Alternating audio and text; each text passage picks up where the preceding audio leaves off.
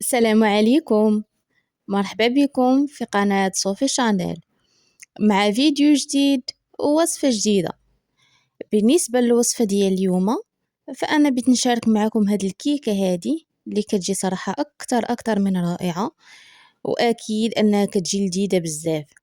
فتبعوا معايا المقادير وطريقة التحضير في نفس الوقت. فبسم الله على بركة الله. بسم الله. أول حاجة غادي نبداو بها، غنبداو بالبيض. ضروري ان البيض هكا يكون بدرجة حرارة المطبخ. انا هنايا عندي 3 ديال البيضات،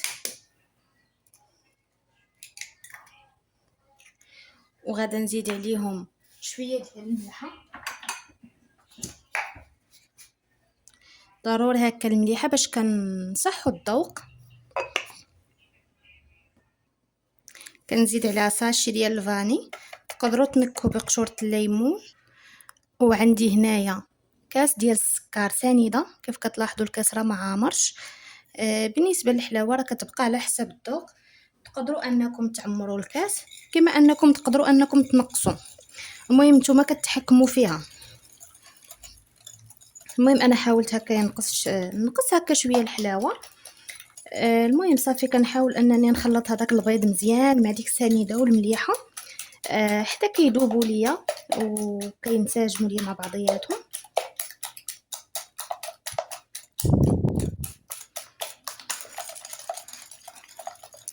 صافي هانتوما هنايا بعد ما خلطت مزيان غادا نزيد واحد الكاس عامر ديال الزيت.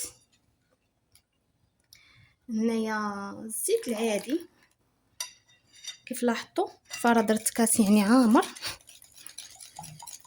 صافي وغادي نخلط مزيان. شوفوا البنات، انا في الكيكات اي مكون كنضيفو حتى كنخدمو مزيان عاد كنضيف المكون الثاني. مهم باش هكايا كتجي الكيكه ناجحه معاكم. كما انكم تقدروا تستعملوا الطراب الكهربائي اللي بيتو.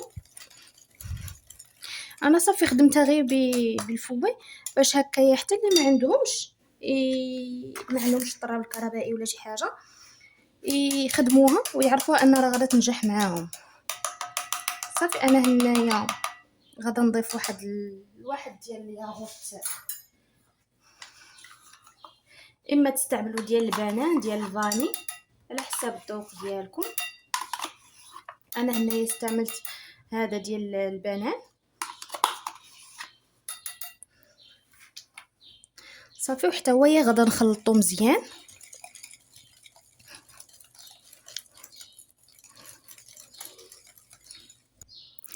غادا نزيد كاس ديال الحليب،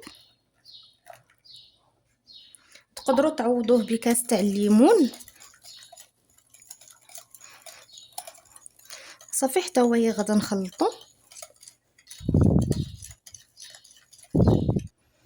هنايا بالنسبه للدقيق عندي تقريبا 3 الكيسان. المهم غادا نضيف نص الكميه. غادا نزيد عليهم 2 لي ساشي ديال خمارات الحلوى.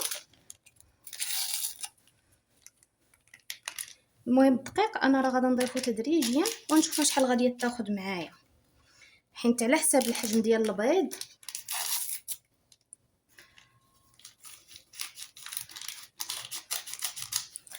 صافي 2 خمارات وغادي نخدمها هكا.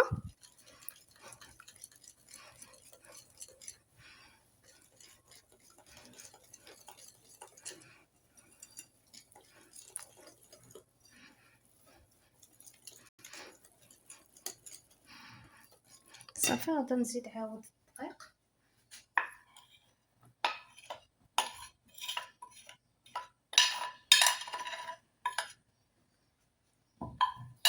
ونشوف.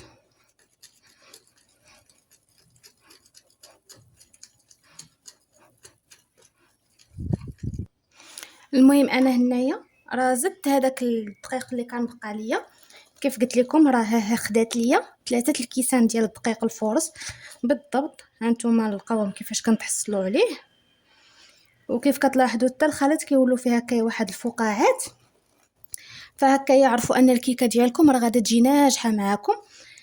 حتى فاش كتحاولوا هكا تكتبوا شي رقم ولا ديروا مثلا رقم 8 ولا شي حاجه كيتكتب ليكم. صافي المهم انا غادا نجيب هكايا المول اللي غادا نديرها فيه ونرجع معاكم. بالنسبه للمول انا خديت هنايا غير هاد المول العادي، فدهنتو هكايا بالزبده ورشيتو بالطحين وغادا نكب فيه هاد الخليط هذا. المهم كتحاولوا هكا تهزوا ايديكم الفوق وتكبوا. المهم الا كان عندكم هكايا الخل ديروا فيها واحد المعلقه كبيره ديال الخل حتى لجوج معالق، فراه كيعطي واحد الخفه واحد الهشاشه زوينه. انا صراحه كانت قاده عليا، صافي ما درتوش صافي. المهم انا الكيكه كندخلها على فران بارد حتى كندير الكيكه، عاد كنشعل الفران كنخليها تقريبا واحد نص ساعه حتى كطيب وتحمر لها كامل التحت، عاد كنشعل عليها هكايا من الفوق تحمر. المهم هذه الكيكه بعد ما خرجتها من الفران فراه كطيب وكتجي هكايا محمره. صافي غادا نقلبها هكذا في الطوسيط، غير كتقلب معنا يعني ما كتلصق ما حتى شي حاجه. وانتم تبارك الله كيفاش كتجي خفيفه. المهم كيف قلت لكم صافي دهنتها هكايا بالكونفيتير او دهنوها بالعسل ولا المهم داكشي اللي عندكم. وكترشوها هكايا بشويه تاع اللوز ايفيلي. انا هنايا اللوز ايفيلي بعد ما خرجت الكيكه من الفران فراني دخلته هكايا الفران يتحمر واحد شي شويه. صافي كتجي على هذا الشكل هذا. المهم كنتمنى انها تنال الاعجاب ديالكم. المهم هذه الكيكه ديالي كتجي على هذا الشكل هذا، كنتمنى انها تنال الاعجاب ديالكم. كيف قلت لكم تبارك الله راه كتجي خفيفه وكتجي طالعه.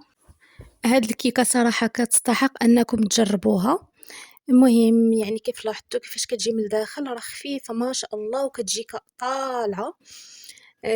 كنتمنى انكم تجربوها وتستمتعوا بها نتوما والافراد العائله ديالكم. وبهكذا كنكون وصلنا لنهايه ديال الفيديو. ما تنسوش انكم تبارطاجوه مع الاهل والاصدقاء ديالكم، والى فيديو قادم ان شاء الله، في امان الله.